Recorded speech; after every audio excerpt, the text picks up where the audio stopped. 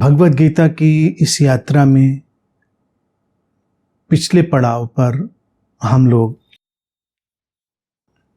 इन वाक्यों से गुजरे थे जहां श्री कृष्ण कहते हैं, योग में रत योगी उसी प्रकार रहता है जिस प्रकार वायु रहित स्थान में रखे दीपक की ज्योति स्थिर रहती है।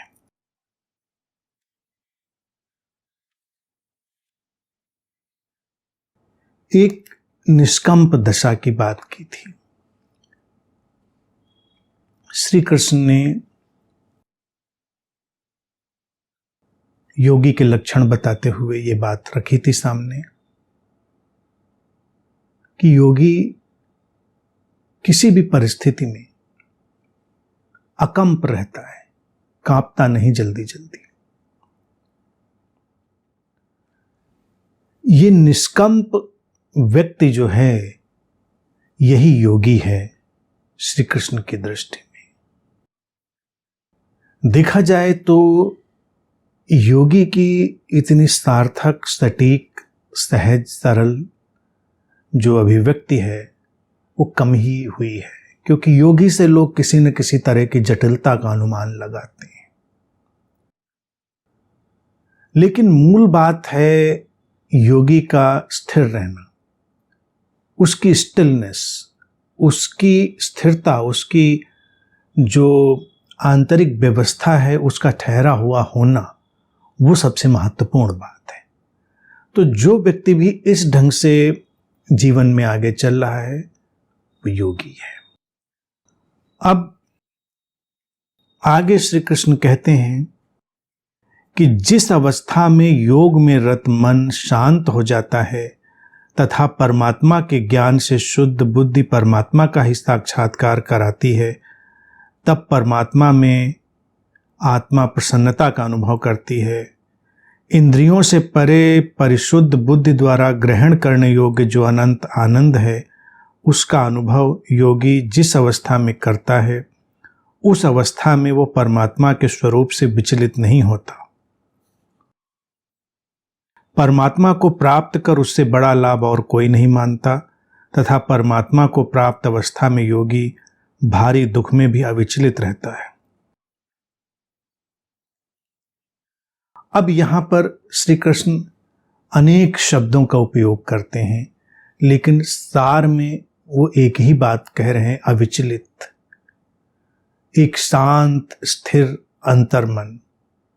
और परमात्मा को प्राप्त करना, परमात्मा को उपलब्ध होना, ये एक प्रचलित भाषा रही है जिसका श्री कृष्ण उपयोग कर रहे हैं। इस प्रचलित भाषा का उपयोग हमेशा किसी परम अवस्था के लिए किया जाता रहा। परमात्मा यानी कि कोई परम अवस्था, अल्टीमेट स्टेज, तो वो क्या होगी? वो होगी व्यक्ति के भीतर शांति, प्रसन्नता, प्रेम और समश्वरता की अखंडित धारा।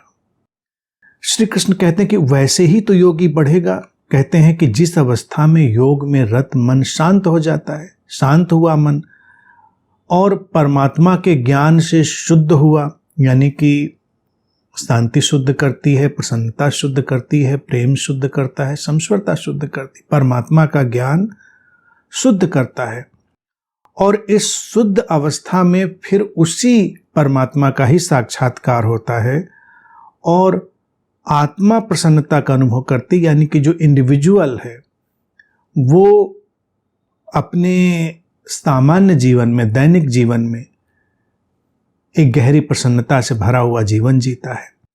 इंद्रियों से परे परिशुद्ध बुद्धि द्वारा ग्रहण करने योग्य जो अनंत आनंद है, इंद्रियों से परे अर्थात हमारी धारणाओं से परे, हमारी सीमाओं से परे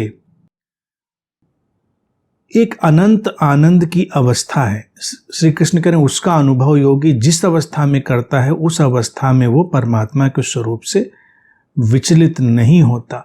इसी को सबसे बड़ा लाभ मानता है और इस अवस्था में योगी भारी दुख में भी अविचलित रहता है।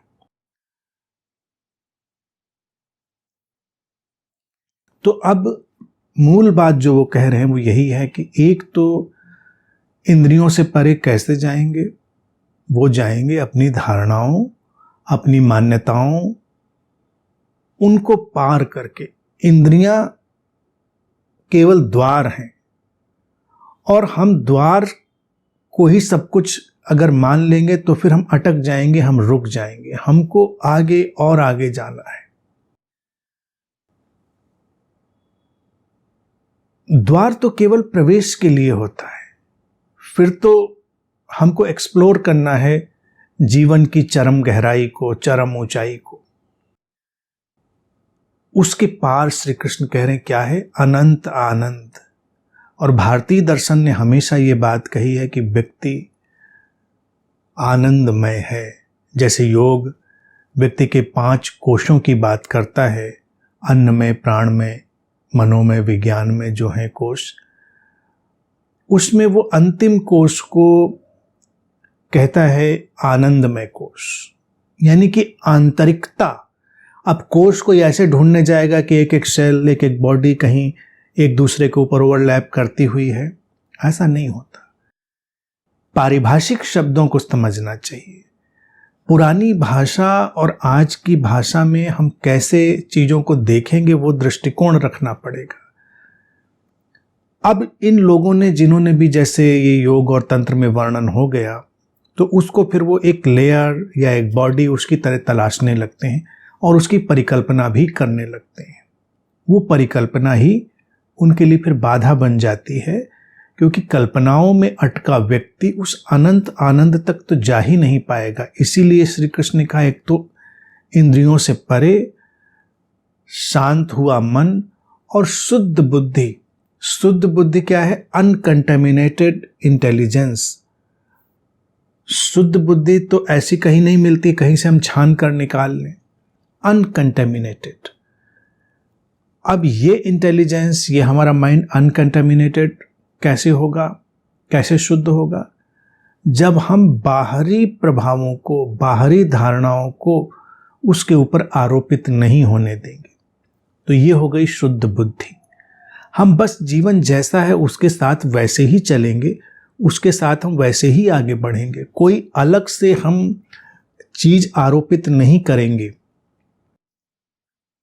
और तब धीरे धीरे हमारा जो प्रवेश है वो अनंत आनंद में होगा, इटर्नल ब्लिस में। वो इटर्नल ब्लिस, प्रत्येक शरीर मन उस अनंत आनंद की ही खोज में है, इटर्नल ब्लिस की ही खोज में है। श्री कृष्ण उसी को परमात्मा कह रहे हैं और कहते हैं कि उसमें जो ठहर गया है वो फिर उसी के साथ विकसित होता है और जानता है कि इससे बड़ी कोई बात नहीं, और उस अवस्था में भारी दुख में भी अविचलित रहता है। अब ये जो उसका है परिणाम, एक तो अनंत आनंद में व्यक्ति गया तो वही हुआ, वो अपने परमात्मा होने को जान गया, अनुभव में परमात्मा के उतर गया। परमात्मा के अनुभव में गया व्यक्ति आनंदित ना हो ऐसा संभव नहीं है। उसका रोम रोम, उसकी एक एक कोशिका उस आनंद को रेडिएट करती है। जैसे एक फूल खिला हो और आप खिले हुए फूल के पास से गुजरें तो वो खिलावट हमारे प्राणों को पकड़ लेती है। कोई प्रचार प्रसार नहीं, कोई उसका ब्रांड नहीं किसी खिले हुए फूल का, लेकिन उसकी खिलावट ही इतनी आकर्षक है और इतनी प्रभावशाली है कि वो हमको खींच लेती है बरबस।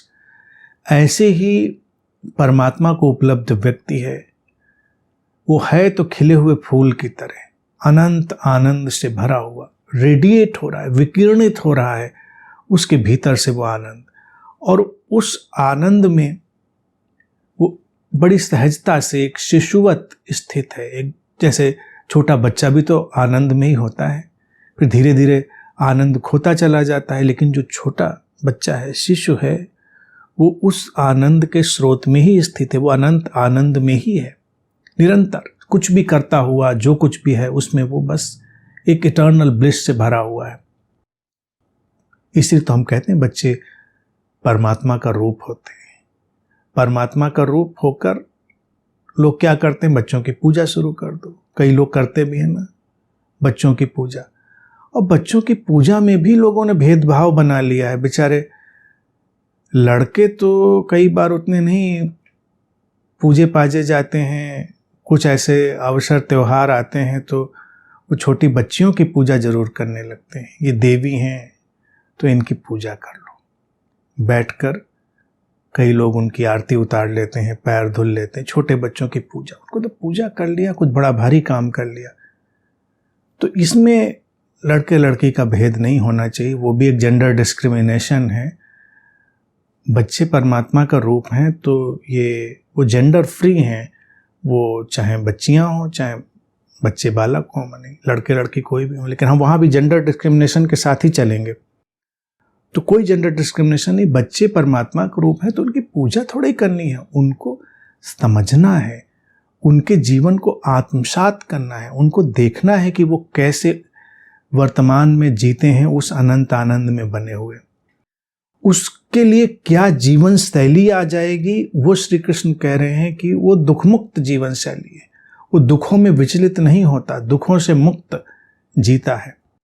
दुखों से मुक्त जिएगा कब व्यक्ति, जब इस संसार के सारे कार्य व्यवहार को वो समझ लेगा, इसकी अनित्यता को वो समझ लेगा, इसका जो ट्रांजिएंट नेचर है, जो परिवर्तनशील स्वभाव है, जो क्षणभंगुर स्वभाव है, उसको समझ लेगा, तो वो फिर दुखों में विचलित नहीं होगा। उतार चढ़ाव चलते रहेंगे, लहरें आएंगी जाएंगी, लेकिन वो अविचलित अपनी जगह पर जैसा है वैसा बना रहेगा। ये दुखों से अविचलित स्थिति ही बताएगी व्यक्ति के अनंत आनंद को। श्री कृष्ण की जो भी बातें हैं या किसी भी बुद्ध की जो बातें हैं, वो हमेशा देखें कि बड़ी वैज्ञानिक होती हैं। और एक शब्द देखिए उन्होंने इसमें भी कह दिया है कि भारी दुख में भी अविचलित नहीं होता। कई लोग छोटे छोटे दुख में तो साध लेते हैं, भारी दुख में भरभरा कर टूट जाते हैं। छोटी छोटी चीजें हुई तो कोई बात नहीं, नाचते गाते चले जाएंगे। छोटा नुकसान हो गया तो नाच गा लिया। लेकिन जब भारी दुख आए जो उनकी कल्पना से परे हो, तब भी वो अविचलित बने रहें, तब भी वो कहें कि ठीक है, दाई विल बी डन, जो अस्तित्व की मर्जी, जो अस्तित्व चाहे वो हो। तब भी जब वो कह सके। हमने क्राइस्ट को इस तरह से क्यों प्रदर्शित किया कि सलीब पर लटक कर भी कोई किसी को क्षमा कर सके।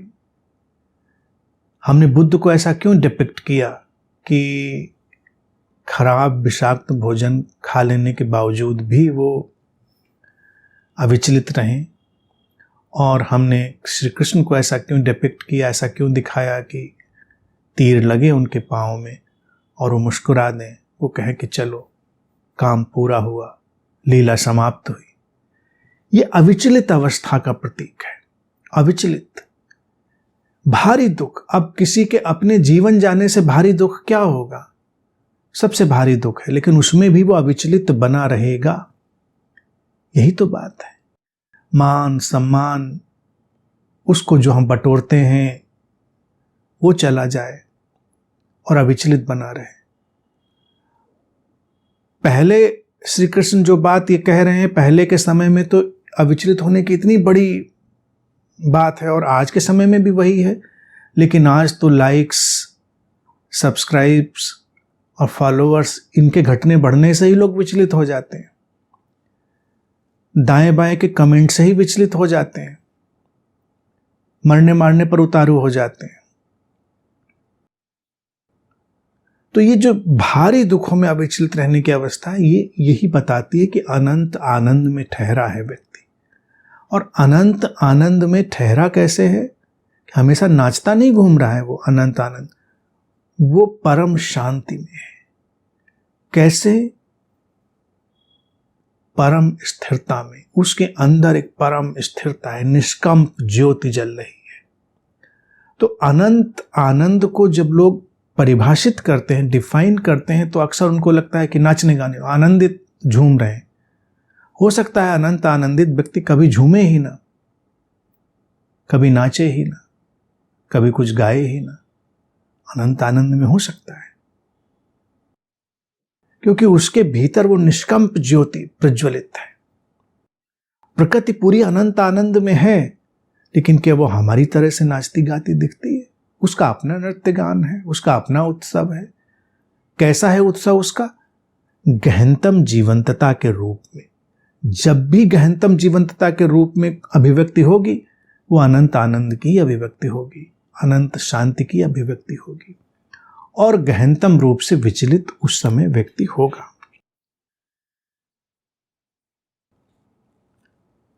आगे श्री कृष्ण कहते हैं, सांसारिक दुखों से परे ये अवस्था जिसे योग कहते हैं उसे जानना चाहिए। अथक धैर्य तथा उत्साह के साथ ये योग करना चाहिए। सांसारिक दुखों से परे ये अवस्था जिसे योग कहते हैं, सांसारिक दुख क्या है? वही बनने मिटने का खेल, ये लहरों के उठने गिरने का खेल, ये सांसारिक दुख है। सांसारिक दुख और आध्यात्मिक दुख जैसी कोई अलग चीज नहीं होती। सांसारिक दुख का अभिप्राय कि जो परिवर्तनशील है वो है, और उसमें अटकना क्यों? उसमें व्यक्ति अटकेगा तो पीड़ित होगा। उनसे परे योग की वो अवस्था जहां पर व्यक्ति निष्कंप ज्योति की तरह अविचलित है, श्री कृष्ण कहते हैं उसे जानना चाहिए, यानी उसमें प्रवेश करना चाहिए। अथक धैर्य तथा उत्साह के साथ इस योग में जाना चाहिए। अथक धैर्य और उत्साह, ये भी किसी भी साधक, किसी भी सीकर के मूल गुण होने चाहिए। अथक धैर्य और उत्साह, नहीं तो व्यक्ति बात बात में बोर है, उकताया हुआ है। सारी उकताहट से परे बस हम चले जा रहे हैं, चले जा रहे हैं। जैसे एक कुआं भी हमें खोदना हो, जिससे पानी निकालना हो, तो ऊपर से मिट्टी हटाते जाते हैं, हटाते जाते हैं, हटाते जाते हैं, फिर कहीं नीचे जाकर वो जल स्रोत निकलता है। अथक धैर्य चाहिए, उत्साह चाहिए, उल्लास चाहिए। लेकिन अगर हम बोर हो जाते हैं, उकता जाते हैं जल्दी ही, तो हम तमाम छोटे छोटे गड्ढे खोद सकते हैं, लेकिन पानी कहीं नहीं निकलेगा, क्योंकि पूरा जो फोकस है वो हमने मेंटेन नहीं किया, वो श्रम नहीं किया हमने। तो ये जो अथक धैर्य, उत्साह और उल्लास की बात है, ये ही साधक का गुण है। धैर्य के साथ, धैर्य, पेशेंस, प्रतीक्षा। कोई बीज बो दिया है, धैर्य रखो, और धैर्य के साथ उत्साह भी रखो। एक धैर्य हो सकता है मरा पिटा सा धैर्य, बीज बो दिया, उसके बाद निराश पड़े हुए हैं, अब देखो उगे कि ना उगे, निकलें कि निकलते ही मिट जाएं, कि जानवर चर जाएं, खा जाएं, बीज जमीन में सड़ जाए, देखो क्या होता है। उम्मीद तो यही है कि सड़ी जाएगा और अंकुर उगेगा तो जानवर चरी जाएंगे। ऐसी दशा जो है निराशावादी दशा है और उत्साहहीन दशा है। ऐसे में बीज बोकर भी करिएगा क्या? तो ना ही बोएं, इससे अच्छा है, श्री कृष्ण कह रहे हैं। तो वो इसीलिए धैर्य के साथ उत्साह शब्द को भी जोड़ दे रहे हैं। वो बड़े मनोवैज्ञानिक दृष्टि से बात करने वाले लोगों में से। और हमेशा ध्यान रखें, प्रत्येक बुद्ध बड़े ही सटल साइकोलॉजिकल ढंग से बात करता है, और असली मनोविज्ञान बुद्धों के माध्यम से ही निकलता है। तो श्री कृष्ण ने कहा कि धैर्य के साथ उत्साह, उल्लास बना के चलो। बीज डाला है तो उत्साहित रहो, निकलेगा, अंकुर फूटेगा, पुष्पित होगा, पल्लवित होगा, आगे जाएगा, विशाल वृक्ष बने, कुछ होगा। अपना काम पूरा कर दो। अपना काम पूरा कर दिया, फिर प्रतीक्षा करो, उत्साह के साथ प्रतीक्षा करो। प्रतीक्षा भी हम कई ढंग से कर सकते हैं। प्रतीक्षा हम बड़े ही निरुत्साहित ढंग से कर सकते हैं, तो जीवन में रस चला जाएगा। और प्रतीक्षा हम उत्साहित ढंग से कर सकते हैं, तो जीवन में रस घुल जाता है। जैसे घर में कोई मेहमान आ रहा हो, हम उसकी प्रतीक्षा कर रहे हो, हमारा प्रियजन, प्रतीक्षित मेहमान, तो हम पूरे घर को सजाते हैं, उसका इंतजार करते हैं, तो वो मिलन भी अलग तल पर सुखदायी हो जाता है। लेकिन अगर हम घर ना भी सजाएं, घर में कूड़ा बिखेर दें, सब इधर उधर सब सामान बिखरा हुआ पड़ा रहे, और वो हमारा प्रतीक्षित प्रियजन मेहमान आ भी जाए, हम उससे मिल भी लें, तो भी क्या अंतर पड़ेगा? मिलेंगे तो तब भी, लेकिन तब पूरे वातावरण में एक सन्नाटा, निराशा और एक कूड़े करकट जैसी स्थिति ही बनी रहेगी, क्योंकि उत्साह नहीं है। मिल गए, ठीक है, बताओ अब क्या करें, बताओ अब क्या करें। मिल गए हैं तो उत्साहित रहिए। तो इसी तरह से उत्साह जब नहीं होता है तो जीवन में कुछ भी हो जाए, व्यक्ति हमेशा निराश बना रहता है, क्योंकि वो किसी और दौड़ में रहता है, वो भविष्य की दौड़ में। निराश व्यक्ति और निरुत्साहित व्यक्ति कौन है? जो वर्तमान में नहीं होता, कहीं और। घर साफ सुथरा रखें, अच्छे कपड़े पहने, क्यों? अभी क्या रखा है? कोई आ तो रहा नहीं मिलने। जैसे ही पता चले कोई आ रहा है मिलने, तो फिर घर साफ करो, अच्छे कपड़े पहनो। ये कौन सी बात हुई? इसका मतलब वर्तमान में नहीं है, भविष्य में उत्साह ही नहीं है, निरुत्साहित है। धैर्य के साथ उत्साह होना, प्रतीक्षा के साथ उत्साह। तो श्री कृष्ण ने इसीलिए इसमें ये उत्साह शब्द डाल दिया, और फिर उसके साथ उसे उस योग में जाना है, उस योग में जो परम आनंद की, अनंत आनंद की स्थिति में ले जा रहा है। सभी सांसारिक इच्छाओं को पूर्णतः त्याग कर तथा सभी इंद्रियों को मन के द्वारा वश में करके क्रमशः अभ्यास करते हुए शांत चित्त धैर्य बुद्धि द्वारा मन को परमात्मा में स्थित करके परमात्मा से परे किसी वस्तु का चिंतन न करें। सभी सांसारिक इच्छाओं को पूर्णतः त्याग कर शब्द जब भी उपयोग हो, उसको हमेशा ध्यान रखें, इच्छाओं में बिना अटके हुए। इच्छाएं बह रही हैं, उनको बहने दें, वो आएंगी, घटेंगी, अपने ढंग से उनका काम पूरा होगा, उनका वर्तुल पूरा होगा, उनका साइकिल पूरा होगा, वो विदा हो जाएंगी। जो इच्छाओं के आने जाने, गिरने उठने में अटकता नहीं है, वही इच्छाओं का त्यागी है। इच्छाओं का त्यागी ये नहीं है कि बिल्कुल कहीं दूर भाग कर खड़ा हुआ है, कोई कसम खाकर, कोई संकल्प लेकर खड़ा हुआ है, नहीं। इच्छाओं को पूर्णतः उसी ने त्यागा है जो उनके नैसर्गिक उठने गिरने से विचलित नहीं है। वो किसी इच्छा के पीछे बहुत भागता नहीं, किसी इच्छा से विचलित नहीं होता। निष्कंप बात को याद रखें, क्योंकि जो निष्कंप, अकंपित, अविचलित की बात कह आए हैं कृष्ण, उसके बाद ही ये बात कह रहे हैं।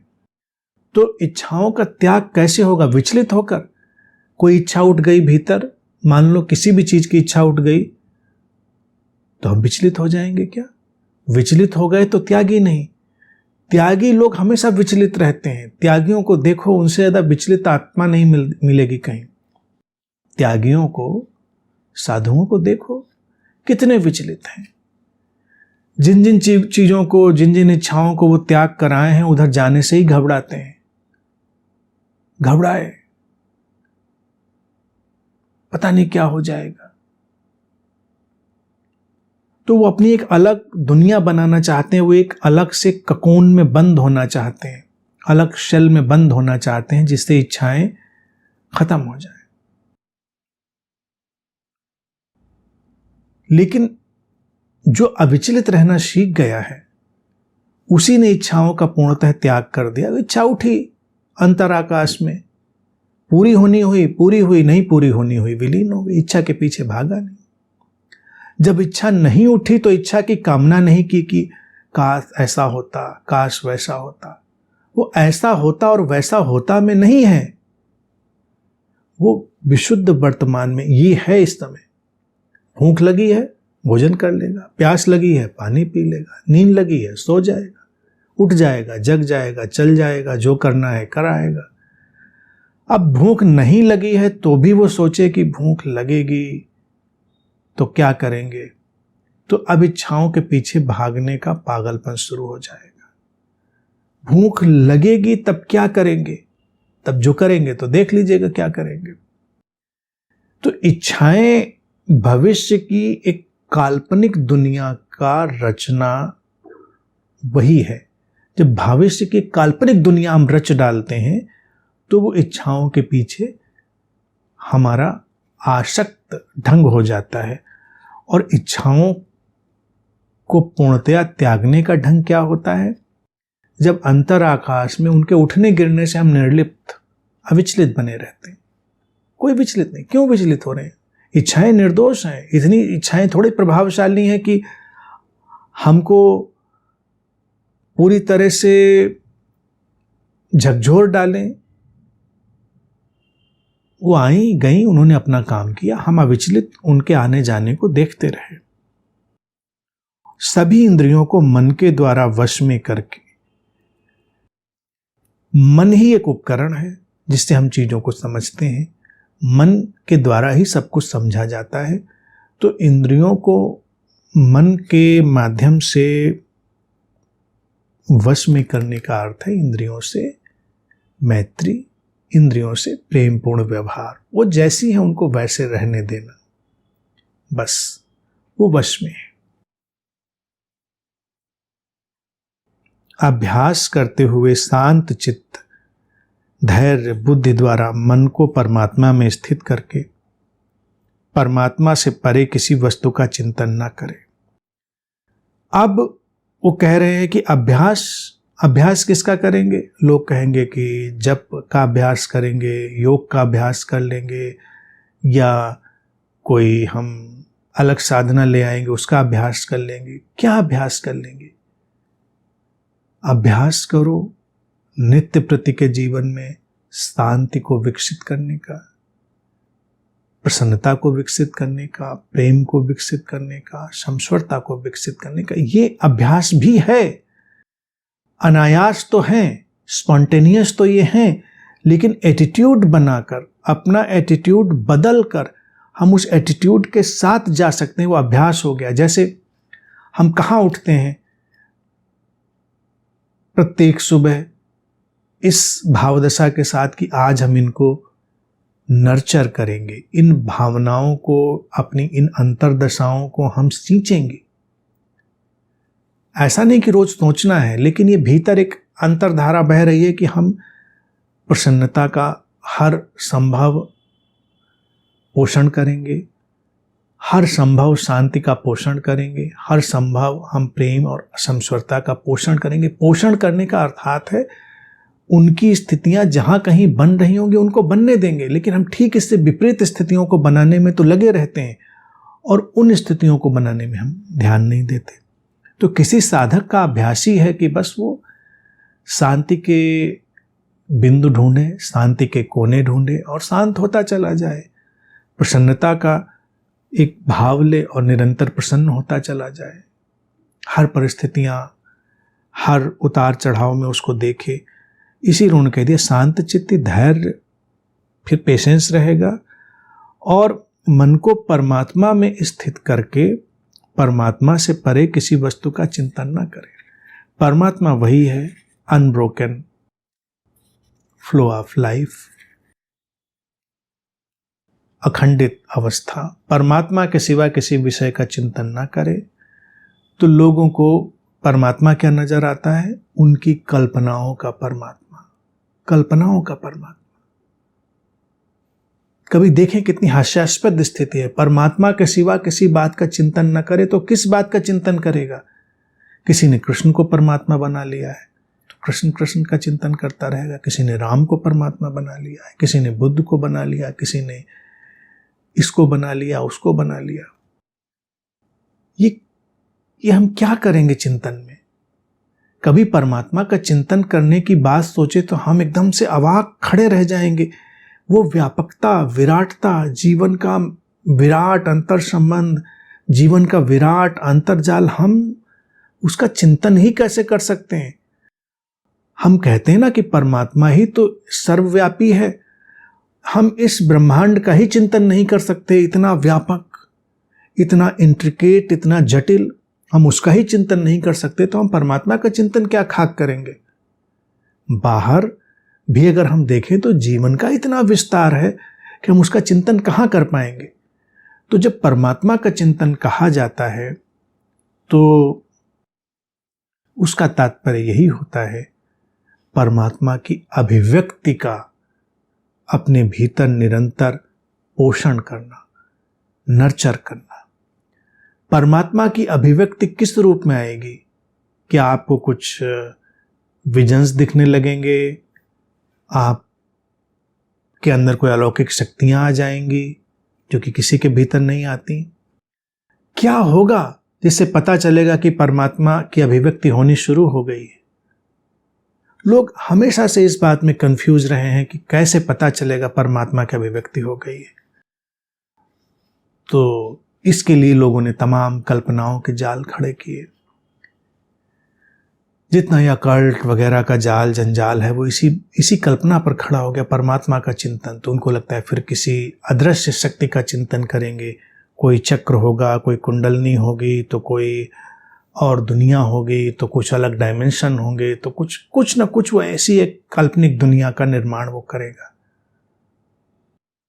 लेकिन परमात्मा तो हमारे भीतर निरंतर अभिव्यक्त हो रहा है उस अनंत आनंद के रूप में। श्री कृष्ण ने कि पहले कहा, इसीलिए वैज्ञानिक लोग हैं, ये बड़े क्लेवर साइंटिफिक लोग हैं, अनंत आनंद, अनंत शांति के रूप में।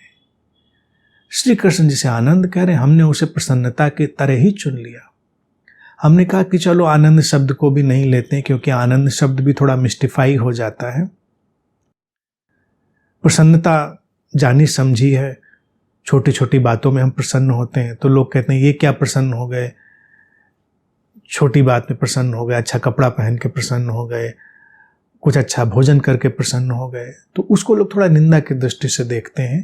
कहते हैं आनंद में होना चाहिए, आनंद है कुछ बड़ी घटना, आनंद है कुछ महान घटना। मैंने कहा कि जाने देते हैं उसको, बड़ी घटना, हर छोटी घटना भी वही है।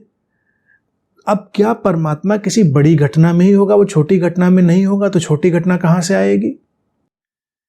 क्या अच्छे भोजन से आई प्रसन्नता आनंद नहीं है? क्या अच्छे वस्त्र पहनने से, अच्छे परिवेश में रहने से, अच्छे लोगों से मिलने से आई प्रसन्नता आनंद नहीं? वो भी आनंद का एक ढंग है। प्रसन्नता और आनंद में यात्रा का फर्क है। जब आनंद हम कहते हैं तो नितांत एक आंतरिक गुणवत्ता की तरह हो जाता है। प्रसन्नता जब हम कहते हैं तो ये बाहर होती हुई छिटपुट अभिव्यक्तियां भी हैं, वो क्षणभंगुर अभिव्यक्तियां भी हैं। लेकिन मैंने कहा कि क्षणभंगुर अभिव्यक्तियों से भी विरोध क्यों करना? वो भी तो, क्षणभंगुरता भी तो परमात्मा का ही ढंग है। क्योंकि शाश्वतता अगर उसका ढंग है तो क्षणभंगुरता भी उसी का ढंग है। तो पहले क्षणभंगुर प्रसन्नताओं के साथ यात्रा करो, आगे जाओ, वही आनंद है। अब वो अनंत आनंद कब बनेगा? जब छोटी छोटी प्रसन्नताएं जुड़ती जाएंगी, भीतर मुड़ती जाएंगी, तब हम उस अनंत आनंद के लोक में प्रवेश कर जाएंगे और वो होगी निष्कंप अविचलित अवस्था। हम उसी तरह से धीरे धीरे बूंद बूंद भरते हुए, जिसको श्री कृष्ण अभ्यास कह रहे हैं, शांति के आयाम में जाएंगे, तो वो भी बनेगी अनंत शांति। कैसे आएगी अनंत शांति? छोटी छोटी बातों में तो पहले उसको ढूंढेंगे कि एकदम से बड़ी बात में ढूंढ लेंगे। तो परमात्मा का चिंतन हमेशा प्रसन्नता, शांति, प्रेम, समस्वरता का ही चिंतन है। और चिंतन से शब्द से ये मत सोचिएगा उस पर हम सोचने लगे, उस पर हम कोई दर्शन विकसित करने लगे, कोई फिलॉसफी उस पर हम विकसित करने लगे। चिंतन शब्द से अभिप्राय है पोषण। परमात्मा का चिंतन, सोचेंगे परमात्मा के बारे में, चिंतन करके ही तो लोगों ने कविताएं, कहानियां लिख डाली, ग्रंथ लिख डाले हैं। लेकिन नहीं, चिंतन शब्द से श्री कृष्ण का अभिप्राय है परमात्मा को नर्चर करना, नर्चरिंग गॉड इन डेली लाइफ, इन डेली लिविंग। नित्य प्रति के जीवन में परमात्मा को पोषित करो, जहां कहीं शांति का थोड़ा सा भी अंकुर मिले उसको पोषित करो, जहां कहीं प्रसन्नता का थोड़ा सा अंकुर मिले उसे पोषित करो, नर्चर करो। इसी तरह से सब बातों को। तो ये परमात्मा का निरंतर चिंतन हो गया। जो इसमें स्थित हो गया योगी हो गया, अविचलित हो गया। जैसे जैसे ये मात्राएं जुड़ती जाएंगी, बढ़ती जाएंगी, तो हम देखेंगे कि हमारे भीतर एक गहनतम स्थिति बन रही है। जैसे सूरज की किरणें, सूरज समग्रता में है लेकिन हम उसको एक एक किरण की तरह भी देखते हैं। तो एक किरण का इनकार भी सूरज का इनकार है। खिड़की खोली हमने, खिड़की से एक छोटी सी मध्यम सी एक सूरज की किरण हमारे अंधेरे कमरे में प्रवेश करी, हमने उसको भी सूरज ही जाना। तभी हम सूरज तक पहुंच जाएंगे। लेकिन हमने सोचा कि ये किरण है, इसका क्या करना हमको तो सूरज तक जाना है, परमात्मा तक जाना है। तो परमात्मा की तरफ जाने वाले लोग अक्सर परमात्मा के विरोध में खड़े हो गए, इसीलिए कभी पहुंचे नहीं। क्योंकि उन्होंने छोटी बातों में प्रसन्नता नहीं ढूंढी, उन्होंने छोटी बातों में शांति नहीं ढूंढी, उन्होंने छोटी बातों में प्रेम नहीं ढूंढा, उन्होंने हमेशा कुछ बड़े की तलाश करी। भारत में देखो एक परंपरा डाली गई, ऋषि बुद्ध भारत में होते ही रहे हैं, इसलिए उन्होंने तो जनमानस में डालने की कोशिश करी। लेकिन कुछ आध्यात्मिक षड्यंत्रकारी हमेशा रहते हैं, वो चीज़ों को गड्ढमड्ढ कर देना चाहते हैं, उलझा देना चाहते हैं, उन लोगों को शोषित करना चाहते हैं। भारत में अब तो देखिए बिजली जल गई तो उतनी बात नहीं, हालांकि कुछ लोग बिजली के साथ भी वही व्यवहार करते हैं। पहले गाँव में या कहीं पुरानी जगहों पे जाओ, शाम हुई, लोगों ने दिया जलाया तो दिए को प्रणाम किया। क्यों? रोशनी की एक छोटी सी धारा है, उन्होंने वस्तुतः रोशनी को प्रणाम किया, रोशनी को उन्होंने जीवन में शामिल किया, उसके प्रति अनुग्रह अनुभव किया, तो वो उस अखंडित रोशनी तक भी पहुंच जाएंगे। वो कहते दिए भी एक, आप उनको क्या करना, हम तो सूरज तक जाएंगे, नहीं जा पाएंगे। किरण को संभालना होगा अगर सूरज तक जाना है। परमात्मा को जब हम कहते हैं सर्वव्यापी है, तो हर स्थिति परिस्थिति, हर कण क्षण उसमें उसका समावेश है। और परमात्मा कोई एंटिटी, कोई अलौकिक सत्ता की तरह नहीं, परमात्मा समग्रता, एक अंतर संबंधित जीवन, एक अंतर निर्भर जीवन की तरह। तो हमको एक एक किरण को पकड़ना होगा, वही अभ्यास। एक साधक का अभ्यास ऐसा नहीं है कि वो कुछ विशेष क्रियाएं कर लेगा, विशेष विधियां कर लेगा तो अभ्यास है। साधक का अभ्यास जो श्री कृष्ण कह रहे हैं वो यही है, एक एक किरण को संभालना। जैसे हमारे घर में सोना बिखरा हो और हमें उस सोने का कुछ करना हो तो कैसे करेंगे? तिनका तिनका सोना हम उठाने की कोशिश करेंगे, छोटा सा कहीं। हम ये थोड़े कहेंगे इतने रत्ती भर सोने से क्या होता है, उसी को इकट्ठा करेंगे, ज़्यादा बड़ा बन जाएगा। सोना नहीं छोड़ते लोग, देखिए बाकी चीज़ें तो छोड़ देंगे, अब इस सोने को बुरादा बना के छोटे छोटे टुकड़ों में करके फैला दो तो बुरादा तक बटोर बटोर के छोटे छोटे तिनके लोग इकट्ठा कर लेंगे, सोचते हैं फिर इसको मेल्ट कर लेंगे तो बड़ा सोना बन जाएगा। उसमें तो अकल हमारी सीधी काम करती, कीमती चीज़ है तो उसका रेशा भी बचा लेना है। इसीलिए जब सोना कहीं साफ करने भी जाते हैं तो कितने विचलित रहते हैं, काट लिया, सब साफ किया, काट लिया, दुकान वाले ने सोना काट लिया मेरा। देखने में पता भी नहीं चलता कि काट लिया कि नहीं काटे। हाँ, वो काटते भी होंगे क्योंकि उनको भी वो रेशा चाहिए, उनको भी वो बाल बराबर चीज़ चाहिए क्योंकि उनको कीमती है, तो वो जरूर काटते होंगे। लेकिन हम भी कितने विचलित रहते हैं, काट लिया होगा। इस काटने से हम क्यों चिंतित हैं? क्योंकि हमको उसकी कीमत पता है, हमको उसकी कीमत पता है, महंगा है। सोना महंगा, हीरा महंगा, ये महंगा, वो महंगा, सबसे सस्ता हमारा जीवन ही है। ये कौन सी बात हुई? श्री कृष्ण कह रहे हैं कि ये जीवन एक एसेट है। योगी इस जीवन की अमूल्यता को देखता है, तो इस जीवन में प्रवेश की हुई परमात्मा की एक किरण, एक रेशे को भी वो संभालता है। वही परमात्मा का नित्य चिंतन है। अब कितना बड़ा स्पिरिचुअल कॉन्स्पिरेसी का काम हो गया, आध्यात्मिक षड्यंत्र का। जब भी लोगों से कहा जब परमात्मा का चिंतन, तो लोग सब छोड़ छाड़ के कहीं बैठ के माला वाला लेके बैठ गए। परमात्मा का चिंतन करें, कहेंगे अब संसार से मेरा मन भर गया, अब हम जाके परमात्मा का चिंतन करेंगे। अब कल्पना करो परमात्मा कहीं कोई व्यक्ति रूप में हो, तो ऐसे लोगों को तो पकड़ पकड़ के धुने। यह अच्छा है कि वो व्यक्ति रूप में नहीं होता, वो समग्रता की तरह। समग्रता एक सर्व स्वीकार की स्थिति, तो परवाह ही नहीं करती। कहाँ जाओगे और कैसे चिंतन करोगे, क्या छोड़ोगे और चिंतन करोगे, कैसे करोगे, कैसे परमात्मा का चिंतन करोगे? किसी मंदिर में बैठकर, किसी गिरजे मस्जिद गुरुद्वारे में बैठकर, कोई किताब पढ़कर कैसे चिंतन करोगे? नहीं, अब हम परमात्मा का चिंतन करेंगे तो हम धार्मिक ग्रंथ पढ़ने लग जाएंगे। वेस्ट ऑफ टाइम, समय की बर्बादी करेंगे हम।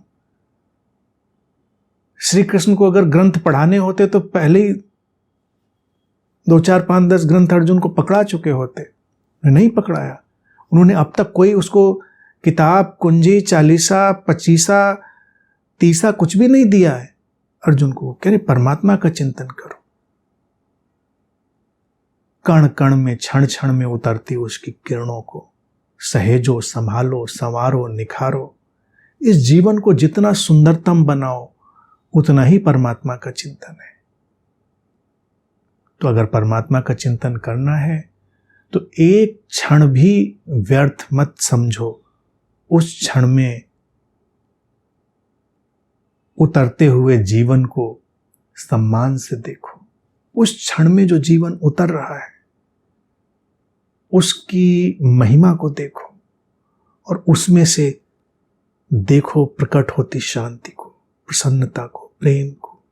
जीवन के प्रति इस गहनतम भाव से भर जाओ, कहीं भी चूको मत। तो परमात्मा का चिंतन हो गया। परमात्मा का चिंतन करने वाले लोग न धर्म ग्रंथ पढ़ते पाए जाते हैं, न मंदिरों, मस्जिदों, गिरजों, गुरुद्वारों में पाए जाते हैं, न माला छाला भाला के साथ पाए जाते हैं।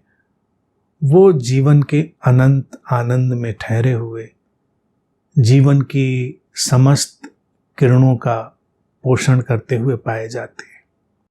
वही परमात्मा के नित्य चिंतन।